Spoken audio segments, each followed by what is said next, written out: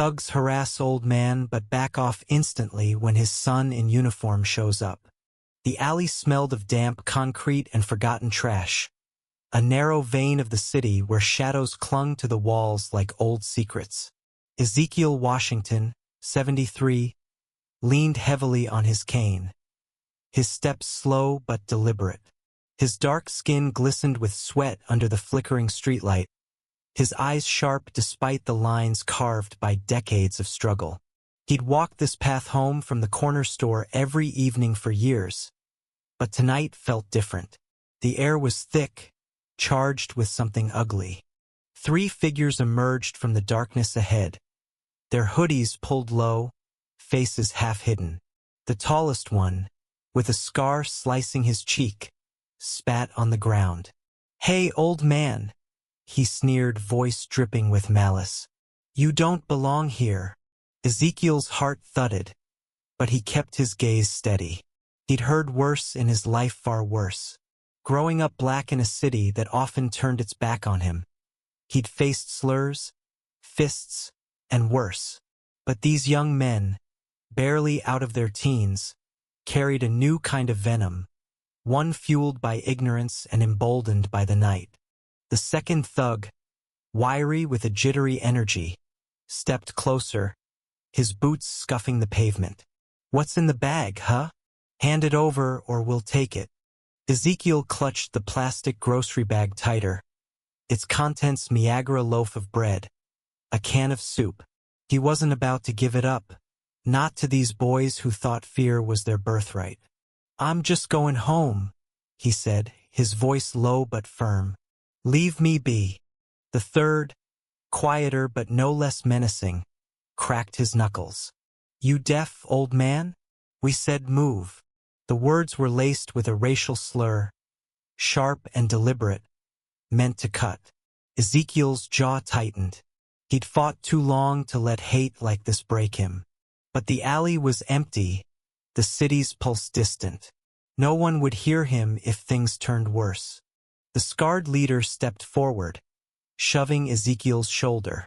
The old man stumbled, his cane clattering against the wall. Pain shot through his hip, but he caught himself standing taller. "You think you're tough?" he said, voice trembling with both fear and defiance. "I've seen worse than you." The thugs laughed, a cruel sound that echoed off the bricks.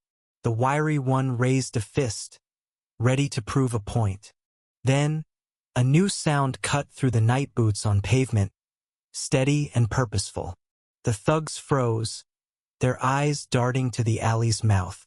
A figure emerged, tall and broad-shouldered, his police uniform crisp under the streetlight. Officer Marcus Washington, Ezekiel's son, stepped into view, his badge glinting like a warning. His face was a storm of rage and restraint, his hand resting on his holster but not drawing. "Step back," he said, voice like steel.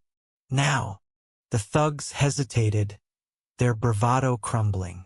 The scarred one scoffed, trying to save face. "What?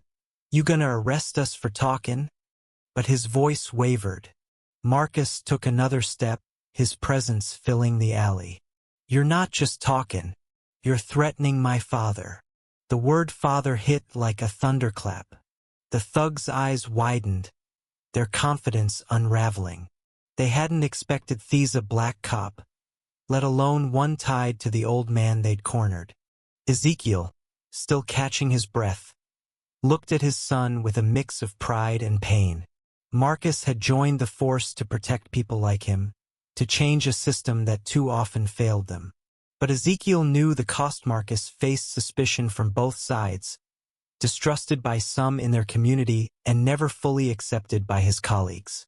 Yet here he was, standing tall, his love for his father outweighing any badge or uniform. The wiry thug took a step back, muttering under his breath, but the scarred leader wasn't ready to fold. "You think that badge scares us?" he spat, though his hands shook. Marcus's eyes narrowed. "It's not the badge you should be scared of. It's me." The quiet threat in his voice was enough. The thugs exchanged glances, their nerve gone. They backed off, disappearing into the shadows as quickly as they'd appeared. Ezekiel exhaled, leaning against the wall. Marcus rushed to his side, gripping his arm gently. "You okay, Dad?" Ezekiel nodded, but his eyes were distant. "I'm fine, son. Just tired." Marcus's jaw clenched. He wanted to chase those thugs down to make them pay, but he knew his father needed him more. They walked home in silence, the weight of the night settling between them. At home, over weak coffee in their small kitchen, Ezekiel spoke. "I don't blame those boys, Marcus. Not entirely." Marcus frowned, confused. "They're just kids," Ezekiel continued. "Lost, angry. This city chews up kids like them, same as it did me. Same as it tries to do to you." Marcus shook his head. "That's no excuse for what they did. For what they said." Ezekiel's eyes softened. "No, it ain't. But hate don't fix hate. You know that." The next day, Marcus couldn't shake the encounter. He patrolled his beat, his mind replaying the alley, the slurs, the fear in his father's eyes. Then, a twist came unexpectedly. At the precinct, he overheard a call about a disturbance at the community center. When he arrived, he saw the scarred thug whose name he learned was Jamal arguing with a volunteer.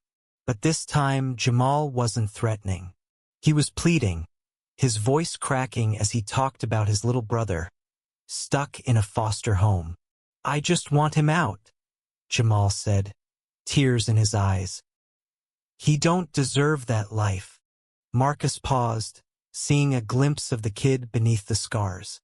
Jamal wasn't just a thug, was a product of the same broken system Marcus fought every day. The volunteer, an older woman named Miss Clara, noticed Marcus and waved him over. "This boy's got a good heart," she said. "Just needs someone to believe in him." Marcus didn't know what to feel, anger, pity, or something else. He handed Jamal a card for a youth program, one that had helped kids like him turn things around. "Don't make me regret this," Marcus said. Jamal nodded, clutching the card like a lifeline. Weeks later, Ezekiel and Marcus attended a community meeting at the center. To their surprise, Jamal was there, volunteering, his brother by his side. He didn't meet Marcus's eyes, but he nodded a small gesture. But enough. Ezekiel smiled faintly. "Told you, son. Hate don't fix hate." Marcus wasn't so sure, but he felt a spark of hope. The city was cruel, but maybe, just maybe, people could change. The alley incident lingered, a reminder of how deep division ran. But it also showed what could happen when someone stood up, when love and justice collided. Marcus kept patrolling, Ezekiel kept walking his path, and Jamal kept showing up at the center. It wasn't perfect, but it was a start. What do you think? Can justice heal division, or does it just expose the wounds?